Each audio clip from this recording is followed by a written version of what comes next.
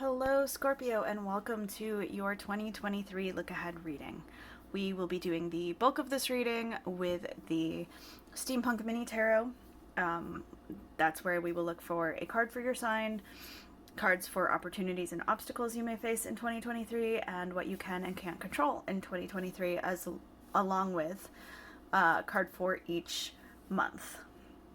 Just kind of theme what to look out for that month. We will be using Killer Pancake Illustrations, Bridge Witches deck for the three main themes of the year afterwards, and for any clarifiers that we might need.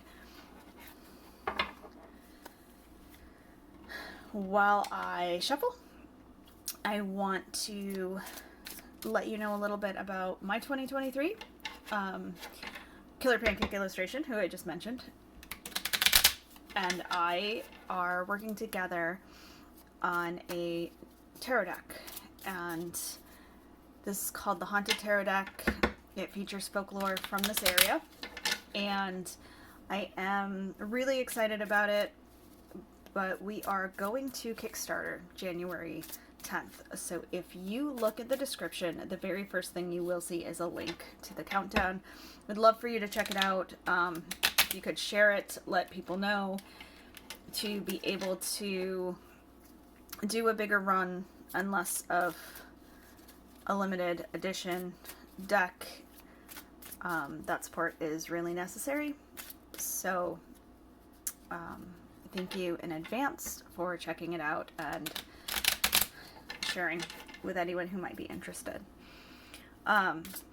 We are going to get started with a card for you. We're starting with the Hanged Man. This is about a shift in perspective. This card, and this is kind of where you're at right now as we go into 2023. This speaks to a lot of growth personally, but also there is an idea of giving up what we call the needless sacrifice, putting yourself into positions that seem noble but really are more impulsive, kind of stepping back and finding better solutions, but really taking that wisdom in with you. The Hanged Man really is about growth, change in perspectives, and this is kind of setting you up for something bigger and better next year. For opportunities, we have the Two of Pentacles. So the Two of Pentacles is a card that tends to show up when we have too much on our plate, when we are juggling too much, and this feels like an opportunity to put some things down, to pare down your responsibilities, whether that is changing up what you are doing so that you don't need to have as many responsibilities, or being able to pass them on to other people. This is the opportunity to really examine why there is so much on your plate and see if there are some things that you can take off to reduce the heaviness. In terms of obstacles, we have the Knight of Cups. The Knight of Cups is a love. She has those rose-colored glasses that she sees the world through. She always looks at the bright side. She always sees the good in people, and that's actually a really great thing. Seeing the good in people, seeing the bright side is great. The place where the Knight of Cups becomes an obstacle is when you allow that to put you in a bad situation, to trust the wrong people, to ignore the things that need to be attended to. This works really well with the Two of Pentacles, because oftentimes the reason we take on responsibilities for other people is because we feel that they would be doing it themselves. They're such a good person. They would be doing it themselves if only they could, when in reality, you're doing it because they know you'll do it. So this is just that time to examine where you're being a good person and where you are being taken advantage of. Back to those needless sacrifices. Who do you actually need to help, and when can you help yourself? What you can control, The Ace of Swords. So the Ace of Swords is cool in terms of it's usually about an epiphany and clarity and a new adventure or a new communication, exploring new beliefs. But because it is the purest form of its suit, which is the air energy, it is also the rawest form. And as such, it can really come at you fast. So what you can control would essentially be what you do with any information given. Any communication that comes in, any sort of new ideas, you get to control how you act upon receiving them. Whether you take advantage of any new information, or you use it or you disregard it, that is all up to you. What we can't control, so that's the Hierophant. And I love him here, just telling his stories. He's still got his keys, and he's still got that air of being in charge. It's just a little softer than we often see it.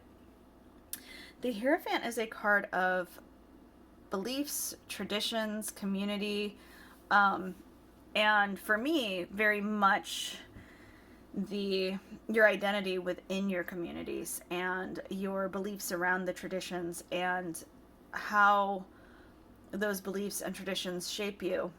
In terms of what you can't control, especially with the Ace of Swords as what you can, this feels like you cannot continue to conform. You cannot control whether or not your beliefs stay the same or change. As the Ace of Swords says, you can control how you go about responding to that, but you can't control if you change your mind about something that you have grown up with. You can't control if you are going to still see the world the way you did as a child. The good thing is that you can control what you decide to do about it. None of us can control that, but as a theme, that would say that that is going to be challenged quite a bit. Your beliefs, the things that you grew up with, as you get new information, you are going to be challenged in what you do, and who you spend time with, and it is going to be up to you to decide how you react to that. Moving on to cards for every month. For January, we have the Four of Swords. We're going to take some time to rest, meditate. You are going to want to spend some of that time to both look at your responsibilities and your beliefs, both who you are as a person and who you are as related to other people, but it is ultimately a time of rest and of calm. This is a card that comes kind of during and after healing, but before you're ready to really take on that new adventure. February, we have the Wheel of Fortune. This is a card that is often associated with good luck and good fortune. For me, it's more a reminder that we cycle through good and bad fortune. So when it comes up, if you are having a hard time, it says things are looking up. And if you aren't having a hard time, it says, pay attention to what's going on around you, appreciate it, and make sure that you put as much into play as you can so that you keep this going longer. It is my This Too Shall Pass card, and it very much reminds you that if you are intentional about what you do, you are more likely to let that cycle of ups and downs trend upward. For March, we have the Seven of Cups. Which do we want to focus on? So the Seven of Cups does speak to things like prophetic dreaming. This is less about actual prophecies and more about being able to see a little bit farther down the path and the various options open to you than usual. It is sometimes associated with confusion because there are so many choices, but really it asks you to kind of pick a focus, because if there is something you really want but you always take what is offered, then you end up getting farther and farther away from what you're trying to do because there is something easier in front of you. So this says, you know, what is important for you to accomplish, and if something is really there on the path, go ahead. But if there is something that looks like fun that's going to take you off the path, remember that it will take you longer to achieve. April, we have the Hermit. We've got some more reflection and introspection. But this is very much in terms of identity and thoughts and beliefs within yourself, not compared to community, not about traditions. You can look at those, absolutely, but this is more about your value system, about who you are, what you like, what you don't like. Spending time with yourself, not just time alone, but time alone with yourself. May we have the Ace of Pentacles. That is new paths, new opportunities. I love this because it feels like the dedication from March and that choosing a path, you are now able to see all of the different ways you can get there. The aces, again, being the rawest, newest form of their suit, means that there are resources that are going to open up to you.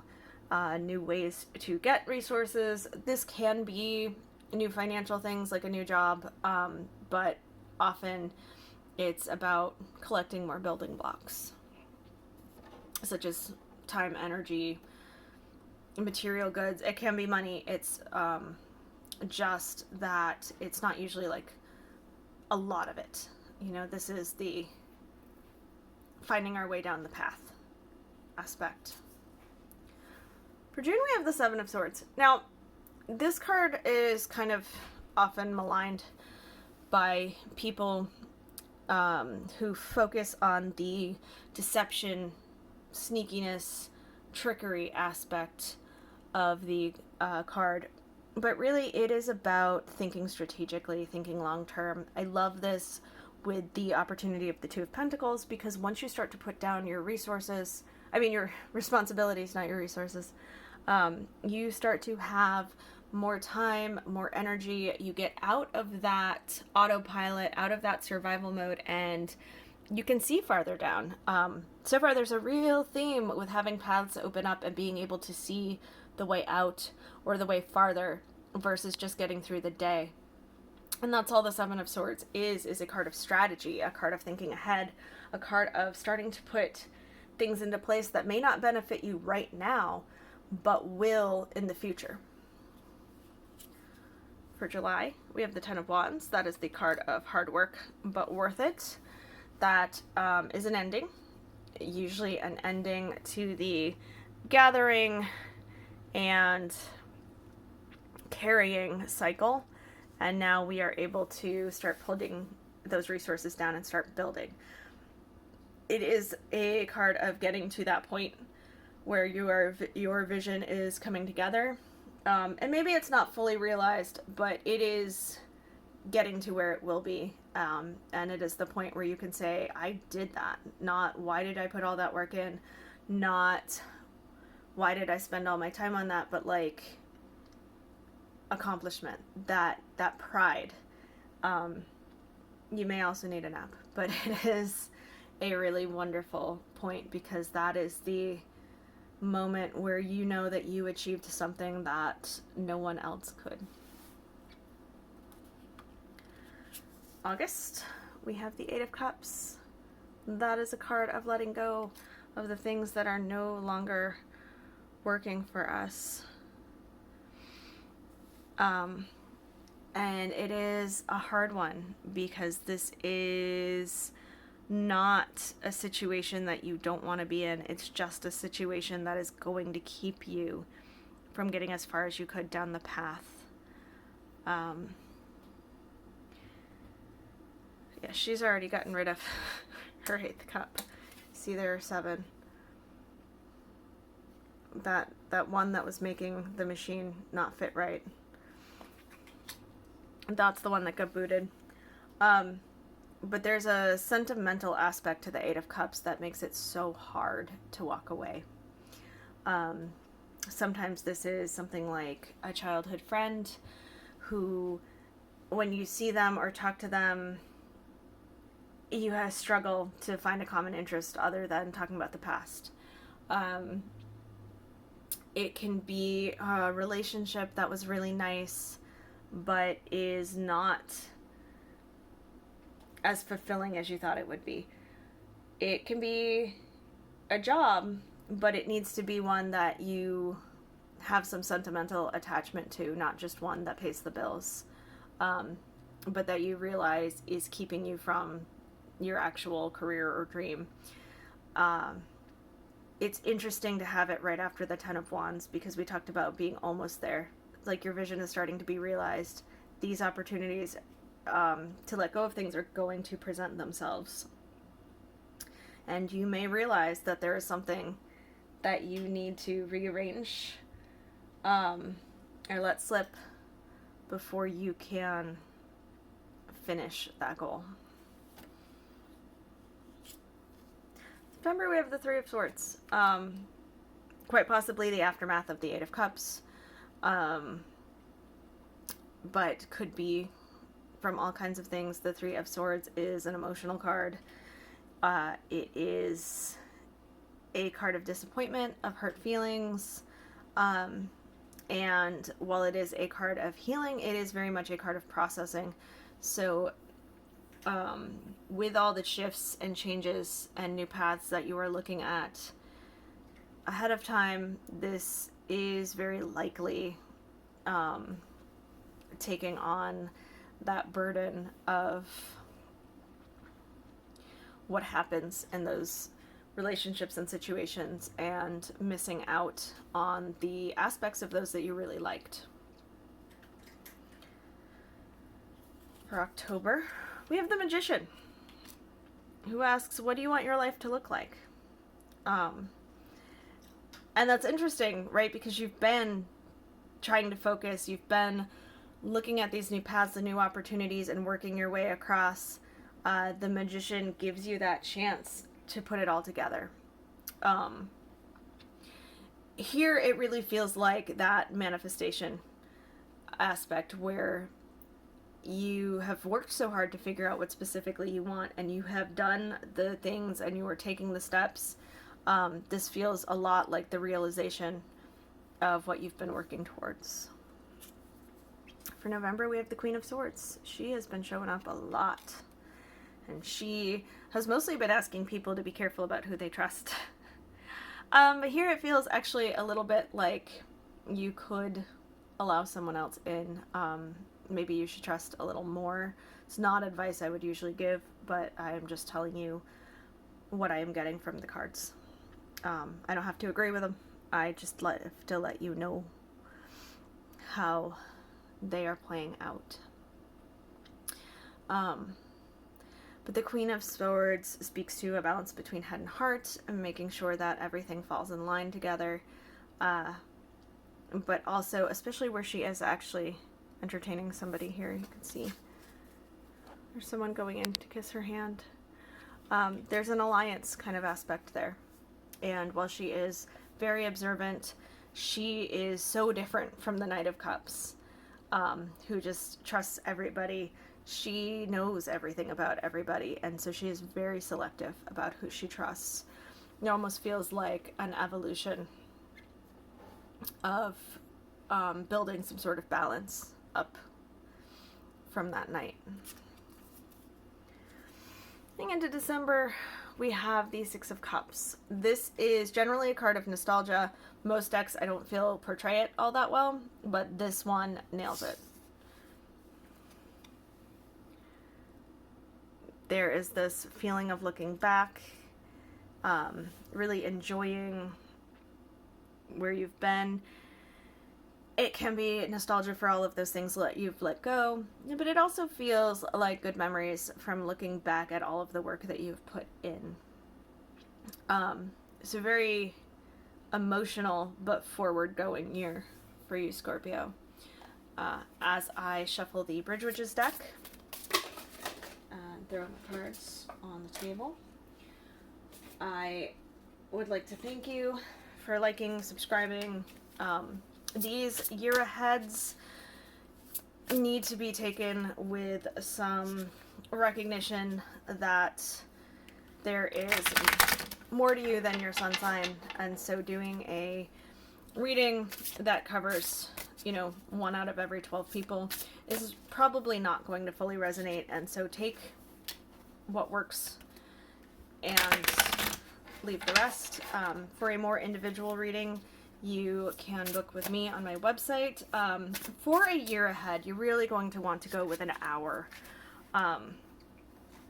Most of my year ahead readings are actually a slightly different spread that is more involved. This just fits better for what we're trying to do on the channel. If you prefer half-hour reading, though, I recommend a month ahead, or a simplified 6 months ahead, or a number of other half-hour, but I'm just considering what we are talking about, which is the year ahead spread. So we are grabbing 3 cards for the theme of the year. We have the King of Cups. I love this with your obstacle being the Knight of Cups, because this feels like nailing that. The King of Cups, like the Queen of Swords, has a balance between head and heart, but he is a little bit more cheerful about it. The Kings are the most evolved of their suits, and so he has gone without love. He has loved so hard. He has withheld. He has had the love of his life. Like, he has gone up and down and had all of it. And what he knows is that he cannot play it safe. He cannot spend most of his life doing things that make him unhappy. But he also knows that if he just goes around chasing the butterflies, into traffic and through the woods, that he will not stay in a good position to continue to do the things that make him happy. So he will also find a way to be safe, even if he won't play it safe. He will make sure that he has security. So there's that balance of logic and joy that drives him. It's a nice theme, that balance, striving to do what makes you happy, but what also meets your other needs. We have that with the 6 of Fences, or the 6 of Swords. That is a beautiful theme, and that is about moving forward, leaving the past behind you. I do say moving forward and not moving on, because this isn't about having to heal from bad situations so much as it is having to be able to continue your life and go forward without getting caught in the past. But there's still that appreciation of the past. And then we have the Queen of Trees, or the Queen of Wands. Back to manifestation. That is about getting what you want. The Queen of Wands gets what she wants and what she's looking for, not in a manipulative way, but because she is charismatic, she is magnetic. She attracts what she wants to her by being very passionate and very specific about it, while also helping those around her.